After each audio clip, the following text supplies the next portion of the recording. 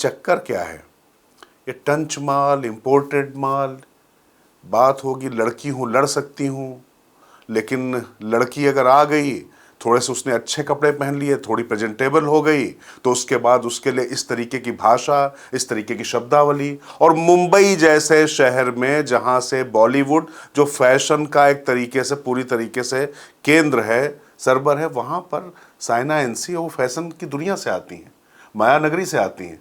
आप उनसे ना इत्तेफाकी रखने के तमाम विषय आपके पास हो सकते हैं। आप ये कह सकते हैं कि एक किसी वंश से आते हैं, आप ये कह सकते हैं कि उन्होंने किया क्या है, लेकिन अरविंद सावंत जो शिवसेना के सांसद हैं, जो उन्होंने भाषा इस्तेमाल की है, इसको मैं चाहता हूं हर्षवर्धन थोड़ा डिकोड करिए आप और बताइए कि ये कौन सी मानसिकता है।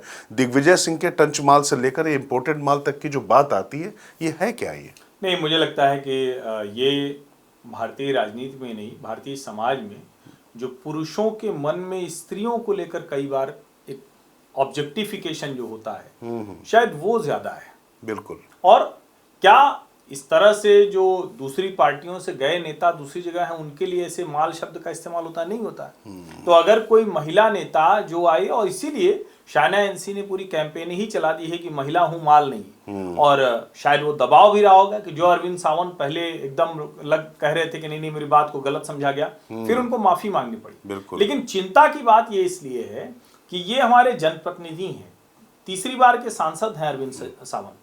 अरविंद सावंत मुंबई की हाई कॉस्मोपॉलिटन सोसाइटी के सबसे, जो जिसको कहते हैं ना कि वो सबसे क्रीम जो कॉन्स्टिट्यूएंसी है साउथ मुंबई, उसको रिप्रेजेंट करते हैं। बिल्कुल। अगर उनके जैसा व्यक्ति ऐसे बोल रहा है, तो इसीलिए हम संसद में भी कई बार इस तरह के बयान सुनते हैं, संसद में कई बार इस तरह की चीजें देखते हैं। और मुझे लगता है कि इस पर थोड़ा सा पार्टी लाइन से अलग हटकर उद्धव ठाकरे की तरफ से भी बयान आना चाहिए था, राहुल और प्रियंका की तरफ से बयान आना चाहिए था।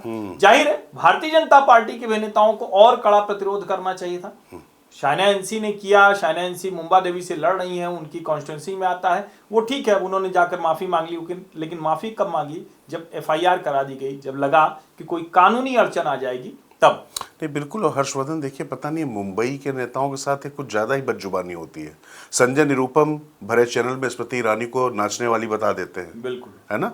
और इसके साथ साथ में अगर आप जाइए तो मुझे याद है कि 2004 के लोकसभा चुनाव में जाना चाहूँगा, प्रमोद महाजन थे, उन्होंने हालांकि इस तरीके कोई शब्दावली इस्तेमाल नहीं की थी। आपको याद होगा गाय बछड़ा, और उन्होंने कहा था कि जाइए ये देखने की चीज़ है, सुनने की चीज़ नहीं। सोनिया गांधी, प्रियंका गांधी और राहुल गांधी के लिए कहा था, लेकिन उसमें सिर्फ सेक्सिस्ट रिमार्क्स नहीं था, वो गांधी फैमिली का उस समय अवतरण हो रहा था, तो इस तरीके से बात उन्होंने की थी। खैर वो, लेकिन मुझे याद है उस समय अटल बिहारी वाजपेयी ने इस तरीके के बयानों पर प्रतिरोध जताया था, कहा था कि इस तरीके की भाषा स्वीकार्य नहीं है। नहीं, ये मुश्किल होती जा रही, क्योंकि हर पार्टी में जिस तरह से ये जिसको कहें कि शब्दों के मर्यादा और एक दूसरे के प्रति निजी जो हमला किया जा रहा है, वो बेहद मतलब इसको कहें कि निंदनीय है। और अरविंद सावंत का ये बयान, अब उन्होंने माफी मांग ली है, दिल से माफी मांगी या सिर्फ कानूनी कार्रवाई के डर से माफी मांगी, वजह कोई भी हो, लेकिन हमारे जनप्रतिनिधियों को सोचना चाहिए।